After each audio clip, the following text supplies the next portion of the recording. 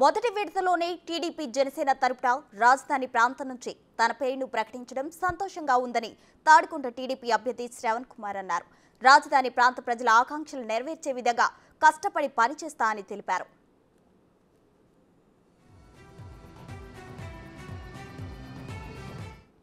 నిత్యం ప్రజల్లో ఉండే తనకు సీటు కేటాయించిన చంద్రబాబు నమ్మకానికి న్యాయం చేసే విధంగా నడుచుకుంటా అని అంటున్న శ్రవణ్ కుమార్తో మా ప్రతినిధి Sai Shankar face to face.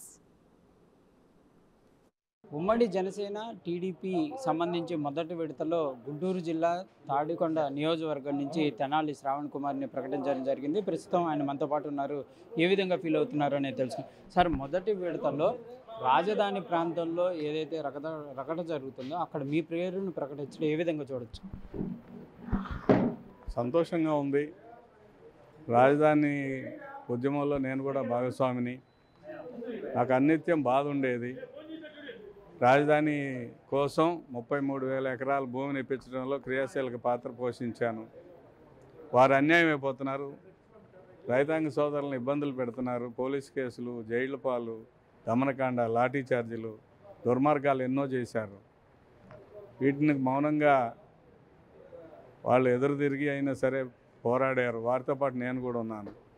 నాకు సీట్ అనౌన్స్ చేసినందుకు సంతోషపడుతూ రాజధాని ప్రాంత ప్రజల యొక్క ఆకాంక్షలు నెరవేర్చేలాగా కష్టపడి పనిచేసి. ఊహించిన పరిణామమేనా, లేకపోతే అనేక మంది పోటీ పడ్డారు అక్కడ సీట్ కోసం? ఏ విధంగా చూడొచ్చు?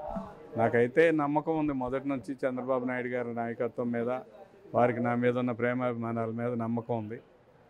తప్పకుండా వస్తుంది అనుకున్నాను. అది నిజమైంది. ప్రస్తుతం ఎట్లా ఉండబోతుంది కార్యాచరణ అనేది? అంటే రాజధాని ప్రాంతం అక్కడ ప్రస్తుతం ఉన్నటువంటి పరిణామాల్లో పోటీకి మంత్రిగా చేసినటువంటి సుచరిత ఉండటం కానీ ఏ విధంగా ఉండబోతుంది? ఆవిడ మంత్రిగా ఉన్నప్పుడే, ఆమె హోమ్ మినిస్టర్గా ఉన్నప్పుడు రాజధాని ప్రాంత రైతుల మీద విపరీతమైన దాడులు, పోలీసు కవాతులు, కేసులు, జైళ్ళు, మహిళలను చూడకుండా కూడా చాలా ఇబ్బందులు పెట్టారు. నేషనల్ కమిషన్ ఫర్ ఉమెన్ వచ్చినప్పుడు ఆవిడ వ్యవహరించిన తీరుని ఒకసారి గుర్తు చేసుకోవాలని కోరుకుంటున్నాను. ఒకసారి మహిళ ఉండి మహిళల మీద దాడులు జరిగితే ఖండించకపోగా 3 రాజధానులు మద్దతు ఇచ్చి అనేక రకాలుగా ఈ ప్రాంతాన్ని అవమానించారు. తను ఇప్పుడు క్లెయిమ్ చేసుకుంటున్నారు మా సొంత నియోజకవర్గం, సొంత మండలం ఉందని. సొంత నియోజకవర్గంలో రాజధాని వస్తే ఎందుకు కనీసం నోరెత్తి కూడా మాట్లాడలేదని నేను ప్రశ్నిస్తాను.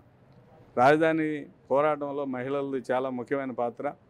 ఈ మహిళల మీద దమనకాండలో ఆమె కూడా ముఖ్యమైన ఒక హోంమంత్రిగా ఆమె కూడా భాగస్వామి. జగన్మోహన్ రెడ్డి ఒక్కరితో పాటు ఆనాటి హోంమంత్రిగా ఉన్న సుచరిత గారు కూడా బాధ్యత తీసుకోవాలని కోరుతున్నాను. సార్, బలహీన వర్గాలకు ఇళ్ల స్థలాల పంపిణీ కూడా చేపట్టి అక్కడ అభ్యర్థిని నిలబెట్టి ముందుకు వెళ్తున్నాం అనే విధంగా వైసీపీ చెప్తుంది. మీరు ఏ విధంగా ఎదుర్కోబోతున్నారు ఈ సవాల్? మేము 5,225 టిడ్కో గృహాలు ఇస్తే ఇంతవరకు వాడిని సరైన పూర్తిస్థాయిలో ఇవ్వలేదు, పూర్తిస్థాయి సౌకర్యాలు ఇవ్వలేదు. బలహీన వర్గాలకు ఇచ్చే సెంటు భూమి గురించి మాట్లాడుతున్నారు. సెంటు భూమి స్థానికులకి ఎంతమందికి ఇచ్చారు? మంగళగిరి వాళ్ళు, తెనాలి వాళ్ళు, దుగ్గిరాల వాళ్ళు, విజయవాడ వాళ్ళు, గుంటూరు వాళ్ళు, పెదకాకాని వాళ్ళకి ఇచ్చారు. నేను కోరేది ఏమిటంటే స్థానికంగా ఉన్న పేద వర్గాలకి ఇళ్ల స్థలాలు ఇస్తే మేము ఆహ్వానిస్తాం.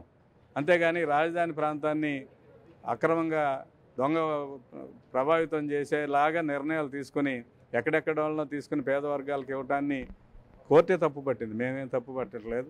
పేదలకి ఇవ్వాలి కానీ స్థానికులకి ఇవ్వాలనేది మా కోరిక. ఫైనల్గా చంద్రబాబుకి కానీ పవన్ కళ్యాణ్కి ఉమ్మడి అభ్యర్థిగా మిమ్మల్ని ప్రకటించడం ప్రజలకి ఏ విధంగా చెప్పబోతుంది?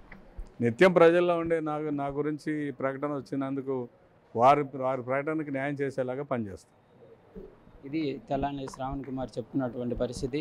ప్రజల కోసం ఎవ్రీడే అక్కడ రాజధాని ప్రాంతం కోసం అనేక పోరాటాలు చేసినటువంటి నేపథ్యంలో తన పేరుని ప్రకటించడం చాలా ఆనందంగా ఉందనే విధంగా, దాంతోపాటు తనను గుర్తించి తనకు అభ్యర్థినిగా ప్రకటించినటువంటి బలం ఏదైతే ఉందో దానిని తాను నిరూపించుకుంటాననే విధంగా కూడా చెప్తున్నటువంటి పరిస్థితి ఉంది. కెమెరామ్యాన్ సిద్ధుతో సాయి శంకర్, గుంటూరు నుంచి.